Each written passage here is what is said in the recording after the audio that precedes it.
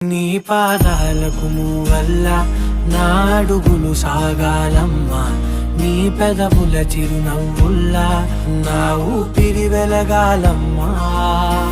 నిరంతరం నీ చంటి పాపల్లే ఉండాలి నేనన్నాళ్ళకి, నిన్ను దిలెంతగా ఎదగాలనుకోనే అమ్మా.